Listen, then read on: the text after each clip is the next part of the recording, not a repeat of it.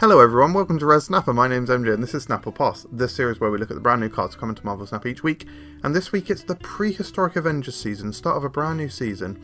And our Spotlight Caches card is Eson. He's a 6'9". In this video you might hear me say that I filmed it before the OTA, where we're now in a post-OTA world, and Eson has been changed to a 6'10". I'm afraid I haven't had the opportunity to update all of my slides, so apologies for that, but on with the show. After each turn, put a card from your hand that didn't start in your deck here. In this video, we're going to look at the Spotlight Caches that he is in. We're going to talk about the archetypes that he's going to fit into, awesome deck ideas, counters, synergies, and we're going to have a really fun and funny time. You can use the chapters below to skip to a section that you want, or you can watch the whole f***ing thing. Yeah, you bloody better. Eson, the Spotlight Caches that he's in. Not the strongest week, because there's a Series 4 card here. Oh, but maybe it is the strongest week, because we've got Wiccan here. Wiccan is so bloody good that he had to be nerfed recently. They absolutely obliterated him by removing one power from him. No, he's actually still really good. So, yeah, Wiccan, fantastic. Beta Ray Bill, fun. Shout out to Beta Ray Bill Lover, one of my loyal subscribers and viewers. I got you, boo. And yeah, actually, I do think this is a really cool variant for Beta Ray Bill with like the stars in the background and stuff. That looks really cool. And shout out also to the Spotlight variant for Eson, which is Alex Hawley. In fact, I didn't mention this in the Agamotto video, which you may have already watched. But Alex Hawley is doing the variants for all the cards this season, and they are beautiful. Anyway, that is our little Spotlight intro. Let's move on to the mechanics of the card. And actually, I should say, please subscribe. We're on the road to 450 billion subscribers, and I can't hit that without your help. So yeah, please subscribe to the channel. Right, the archetypes that Eson is going to fit into are Arishem. Arishem is probably his best synergy. We will talk about why a little bit later on. Miracle Dump, so cards where you just want to pull stuff from your hand. That could be an interesting one for Eson. Devil Dinosaur. This is possibly one of the bigger synergies that Devil Dinosaur has had since the very early stages of the game. Shield, you need some cards that didn't start in your deck that Eson could pull. High Evolutionary, yeah, maybe he'll work with High Evolutionary, because think about the fact that there are versions of High Evolutionary which duplicate cards, like She-Hulk, like the Big Beastie Hulk, and maybe duplicating Eson might not be such a bad thing itself. And of course, Ramp. Because Eson is a 6-costed card, you either need to... So here's a great thing, right? If you ever start speaking a sentence, you should know what you're going to say. That is like a really good language and life tip with me, Cockfork. This might have got too weird too soon. Like a pong pong. Because Eson is a 6 energy card, in any normal game, you get him out on turn 6, and you only get that value from him on turn 6. However, if you can ramp him out on turn 5 or earlier, however you do it, you get more turns and more value from him. So that's going to be really good if you can achieve that, whilst also having cards that you've created in your hand. It's a new effect that has potential alongside Agamotto to create a new archetype. Is this its own new thing? Agamotto shuffles the Arcana into your deck, brand new cards that didn't start in your deck, and they feature ramp synergy style stuff. Eson wants not only ramp, but he also wants card generation. So these two cards sort of play into the same thing. It is the convergence of ramp and shield. Is this a new archetype for the name of which we don't have yet? I don't know. Genuinely, let me know in the comments what you think. And after each turn effect, but on a 6-cost card, so it needs shenanigans to maximize value or trigger more than once. We basically said that when we spoke about the ramp archetype. And you want to focus on generating high value cards instead of low value cards. So whilst I've put shield as one of the archetypes here, actually it's going to have to be a slightly different kind of shield deck. You probably don't want your Maria Hills and your Mirages in here. You don't really want those cards in your hand as a potential pull from Eson. You want higher stuff. I just dot the table, that's what that noise was. Pros: high potential power output. You could copy cards like Infinite and High Evolutionary Sheet and High Evolutionary Hulk, or generate random high-costed cards in other targeted ways. Can be really surprising, especially if generated by one of your cards, like Valentina. Valentina allows you to drop this card on turn 4. That could be really awesome. Yes, it'll be like a 7 power card, but could be very cool. And maybe that's just interesting in like a normal shield deck, but of course you can't rely on pulling Eson in that. Cons: pulls the card into the same location, so it's investing a lot into just one place. So that kind of might be an upside if you think about maybe like an ongoing deck where you play loads of ongoing cards and then finish it on turn 5 with Iron Man. If you've generated something cool, or that deck has, like maybe even just Nick Fury is enough. Nick Fury is 6 power already, so the Iron Man on top of that is 12.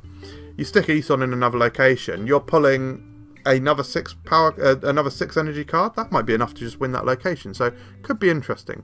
And he needs lots of support.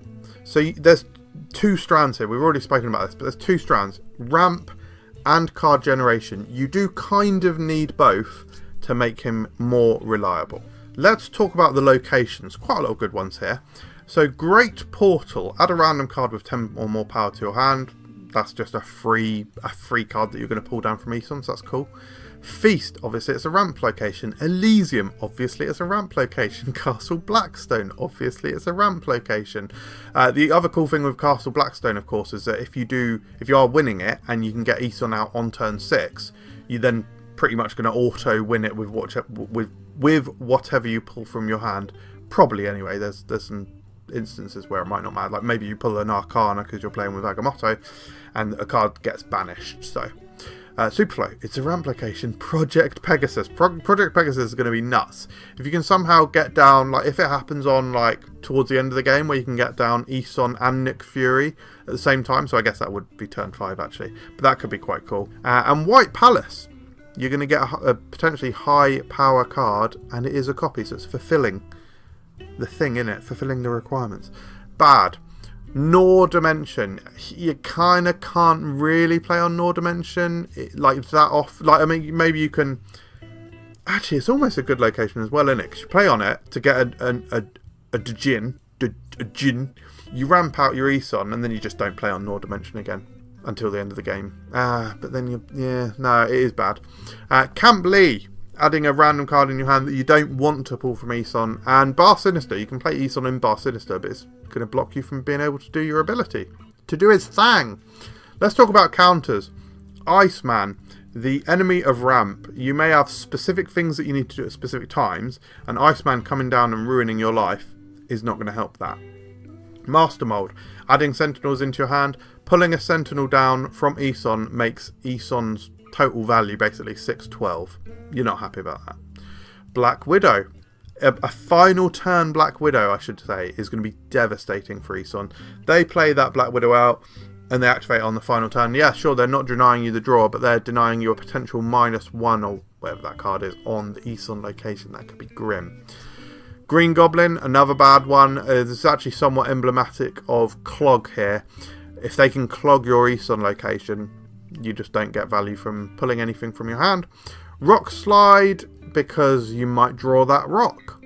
And Professor X, probably less of a counter really, because like if you're ramping out Eson, you're probably going to get a turn. Like they're not really playing a Professor X. I mean, realistically, no one's playing Professor X anyway at the moment, but I still wanted to mention it. But Synergies, plenty of Synergies I think. All the ramp cards, so we like our ramp girls here. We've got Psylocke, Luna Snow, actually Moon Girl, sorry, Moon Girl isn't a ramp. Psylocke and Luna Snow, obviously allowing you to play Eson a turn earlier. Moon Girl, huge synergy for Moon Girl. Think about the Devil Dinosaur thing that I said earlier. You've got Eson, okay, let's say early game, you play Quinjet. Moon Girl comes down on turn 4. It means on turn 5, you've either got your Devil Dinosaur, well, probably, hopefully, your Devil Dinosaur or your Eson that you can play. Play either, right? Get them down. If you get the Eson down early, you pull one of those other cards or one of those other duplicated cards. And then in the final turn, you do either the Devil Dinosaur or if you've got like maybe like a Devil Dinosaur and a Snow Guard so you can refill your hand and that sort of thing. Could be very interesting. But I think this Devil Dino call out basically gives you just multiple new endgame. Excuse me, it just gives you options, doesn't it? Multiple endgame options. One extra addition in the Synergies here. Oh my god, White Queen was changed to a 3/4 in the OTA. This is a huge change for Eson, and now provides a massive opportunity for her as well. So another synergy. You've got your White Queen or your Nick Fury. This Shield Eson deck is starting to piece together. Nick Fury. Nick frickin' Fury. This is my favourite card with Eson. I'm going to be doing it. Spoilers for the end of the video. I think Eson's pretty cool, actually. Yes, not set in the world alight, and let's not talk about the old version of Eson. I've tried to refrain from mentioning it, but the old Datamind version, oof. But Nick Fury and Eson, I think it's just a really cool mini combo. Literally, it works together. It's like just a 2-card thing. You don't need anything else. I think that's really awesome. Agamotto, you may have seen our Agamotto Snap or Pass video where I talk in more detail just about the Arcana in general. But of course, any of those could be pulled down, especially if you're ramping out Eson. That's even better because some of the Arcana are extremely powerful. And Arishem. Arishem fulfills both of the requirements of Eson, the ramp and the card generation. So yes, it's random, but I think the fact that you don't even have to play Arishem just to unlock the power of Eson, I think that's extremely strong. Even if you're not pulling anything of crazy value, if you get that Eson down on turn 5, you're pulling something from your hand. Like, is it going to be less than 2 power? Probably not. So that's then 6/11, and then on your final turn you play out all of your cheaper stuff, and you still get that potentially bigger pull from Eson. It could be strong, guys. It could be strong. Let's talk about the deck. So our first deck is our budget deck. This is for probably newer or collection lower level players, and this is a slightly different style of Devil Dinosaur deck. So actually, yeah, maybe try and have fun with this if you're even an old hen at the game like me. But instead of generating lots of lower costed cards with like the likes of Maria Hill and Mirage, like we said earlier, we've got Cable in here, which is probably like our risky one. Maybe you will pull something low. Otherwise, the only like big forms of card generation we've got here are Moon Girl and Nick Fury, and hopefully you just play out your lower power cards before you play them. But even our lower power cards have the potential to grow greater in power, so Sunspot and Collector. Anyway, you play them out, or you generate cards via Nick Fury, or you duplicate your card. You duplicate your hand with Moon Girl, which might have She-Hulk in, or of course the Eson or the Devil Dinosaur. Somewhat crucial that we've played Quinjet to get some of these combos going, but if not, you can literally just full skip turn 5, and then on turn 6, if you've got Quinjet down, you can play double She-Hulk in one location, and then like Eson in another location. I think you can do that anyway. And that is super sick and super awesome and super cool. And then you just pull, maybe you duplicate Devil Dinosaur, he comes down. Although your hand is less full by this point. Anyway, it's a fun style. Next deck is Ramped Chonk. Don't know why I called it this. But we have got Agamotto in here. So this is an Agamotto deck. So you've got all of our Arcana. Because we got so much stuff in this deck, we have also got King Eitri to try and draw some of our stuff. And we just got loads of combo potential and loads of ramp potential here. So our rampers are like Penny Parker, Hope. We have got Luna Snow in here. So we try and generate that extra energy. Even from Bolts of Balthark from Agamotto. It looks like I'm speaking a different language here. All of this stuff allows us to play either one of our cards from Nick Fury or our Agamotto or our Eson out early. Or just help us to do more Arcana in the same turn. We can also move off of Hope with cards like Vision and the Spider from Penny Parker. Yeah, could just be cool. So I think the crucial cards here really are Eson to pull out the Arcana. The Arcanas themselves are powerful, but ideally we do want to generate some value from Nick Fury as well. And we've also got, also Frigga as well can generate one of our higher power cards here. Our final deck this time is Stuffed Hand. I'm not too sure about this deck. It's kind of a weird one, but bear with me. So we've got some cool ongoing effects that we want to duplicate via Moonstone. So we want to copy like the Dazzler and the Quinjet and the Ant-Man. We've got the Agent Coulson, so hopefully we get some higher power cards and we can play most of them out with the Quinjet. We've also got Leader. Leader is a weird one here. We might be able to get out the Leader on the final turn if we've already pulled out the Eson via like a Bolts of Balthark. Or just generally, you try and hammer down a few locations. And with Devil Dinosaur being out, they think oh, I won't go after that location, and you play out the leader somewhere else, and we can sort of steal a third location. It's a very weird deck. I'm not too sure about this, but I basically just want more opportunities to play Nick Fury, essentially, in a bit more of a kind of weird / traditional shield deck, but with just weird, unpredictable stuff going on, like the Eson and the leader. It could be interesting, we'll see. Also crucial to say that if you have played Nick Fury into Devil Dinosaur, you can then play the Eson. You're only pulling a couple of extra things out of your hand, and still that Devil Dinosaur is quite big, so I don't know, it could just be interesting.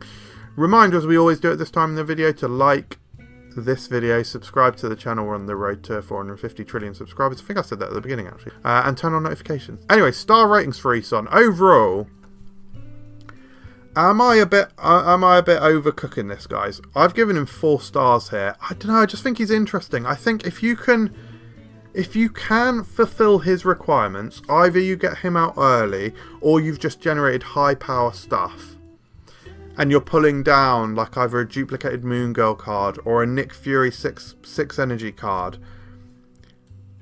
Can he not somewhat reliably be like a 20 power card, like a 620? Like, vaguely reliably? I don't know, is that not good? You do have to put work into it, though. From a fun perspective, I definitely think that I'm going to have fun with him, at least, so I've given him 4 stars. For the archetype, listen, I've given him 4 stars because he is... Is he auto-include with Arishem? I think he's such a strong Arishem card that surely he must be. And from a competitive standpoint, I've given him 4 stars as well. I'm a bit shaky on these. Maybe he's a little lower, but I want to root for the guy. I think he's really cool. And for that reason, I've given him a snap. He's also a snap just if you missed Wiccan, to be honest. This week is really strong. So, yeah, that is my analysis of Eson. What do you think of him? I'm extremely interested to hear what you think of him in the comments below. Thank you for watching, and I'll see you next time. Cheers.